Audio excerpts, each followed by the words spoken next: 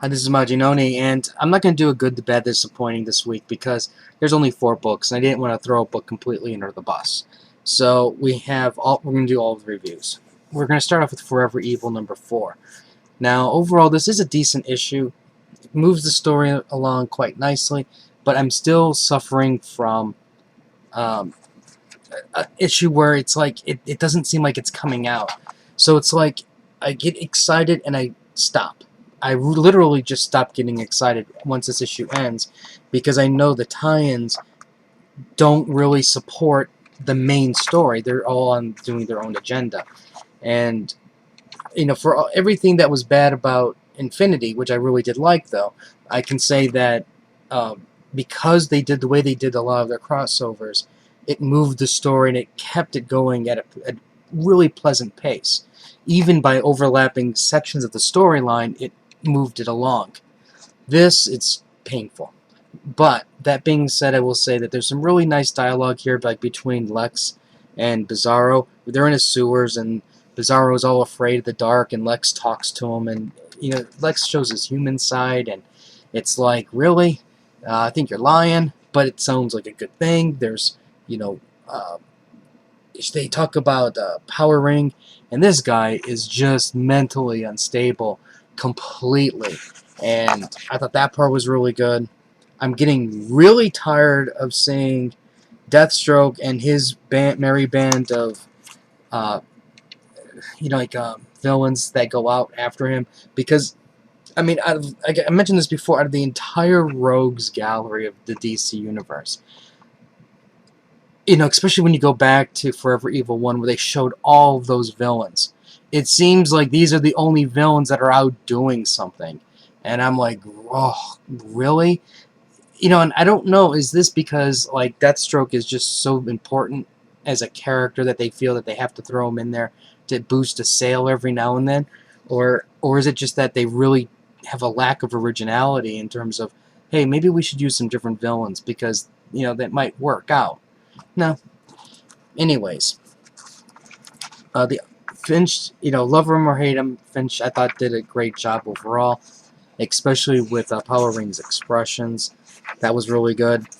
And this was, like I said, it's a solid read, but it needs more. It just really does. So, when I went to Justice League number 26, okay, the way this ends is the way this cover starts. I'm going, oh yes. I was salivating it to see this fight. Notice what it says here, Power Ring Unleashed, right? Let me tell you, it's an origin story.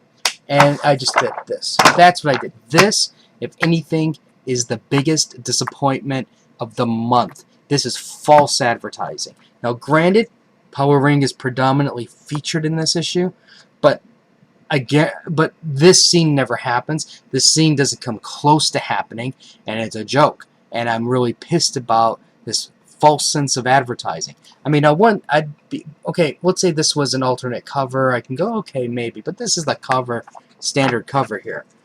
Now, basically, what you have is Evil Cyborg. He's like monitoring everything, and then for some reason, he decides to go, well, you know what?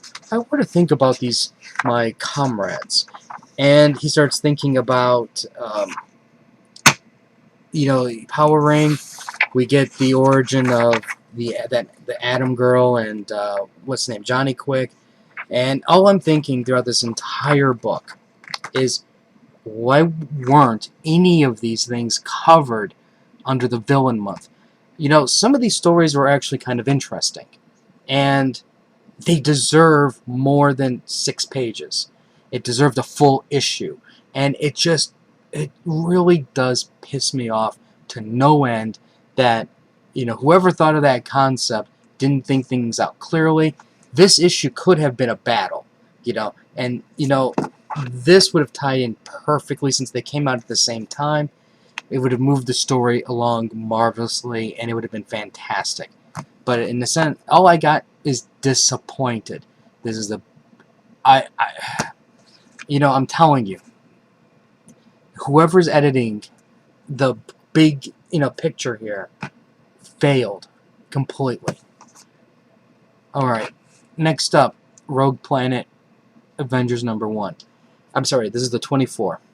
Now, this here really reminds me of that very first Avengers issue under Hickman, because that's the way it kind of starts off. I mean, yes, I know, understand that we get the this is what happened before scenario, but what we have is a retelling of, like, Captain America going, okay, we just went through this horrible battle, and we need to redo our troops because Wolverine's not healing, Spider-Man's unstable, and we need to figure things out. So that part, that's what I'm referring to as kind of like a retelling. There were some really nice moments, like the barbecue, Thor being the chef, Hulk bringing pie. I mean, come on, when was the last time you ever saw the Hulk bring pie? So that part was great. And the gist of the story is basically somebody comes from the future, and with a dire warning. And apparently, what's happening is this rogue planet is coming straight to the Earth, and that's the key. Is it's coming straight to the Earth. There's no arc. There's no nothing. So they basically, what it looks like is somebody deep in space sent this planet to try to obliterate the Earth, and that's what this issue is all about. Uh, the writing is really good. The art, I think, is fantastic, and this is definitely not your normal Avengers of the past 10 years type thing. Marvel's really stepped things up with this team, and I think they really are making the Avengers the premier superhero team. It's kind of like what DC should be doing with Justice League, and for a moment in time they were doing that. But usually DC self-destructs and they replace the important characters with lesser characters, and they lose their importance. But this is right on track to being the premier team. I mean, I don't think anybody can argue which team is going to beat who. Avengers, at this roster, will wipe the face off of the Justice League. And this is the way this should be. Justice League should be like this, strong force of power. Overall, though, I enjoyed it. I'm leaving out key parts to the people in the future because I'd rather have you guys read that on your own. If you haven't read this yet, considering some people might have not picked up their books today and tomorrow, so I'm leaving that spoiler stuff off. It's a significant spoilers, that's why I'm leaving that out. But enjoyed it. Finally, Origins 2. I swear to you, I gave this book 0 credit at all. And I read this thing, and I'm telling you, this was the book of the week. By far the best read. The art is... Adam Kubert did an amazing job on artwork, and Gillen did a fantastic story. This is basically, like Wolverine, he's living out in the woods, and he's kind of like this is kind of a weird adoption situation here, because he moved into a family of wolves. I mean, he hunts with the wolves, he brings them meat, and the wolves accept him, he plays with their pups, and it's just this really weird dynamic that's going on between these, this family. And, of course, this is Wolverine, so something tragic is going to happen, but I mean, this was just a great read. It's giving you like a perspective. This is kind of like what Wolverine. This is a perspective from the wolf, and it's not like, even though there's a lot of dialogue, it's more of an observing kind of dialogue at times, and fantastic.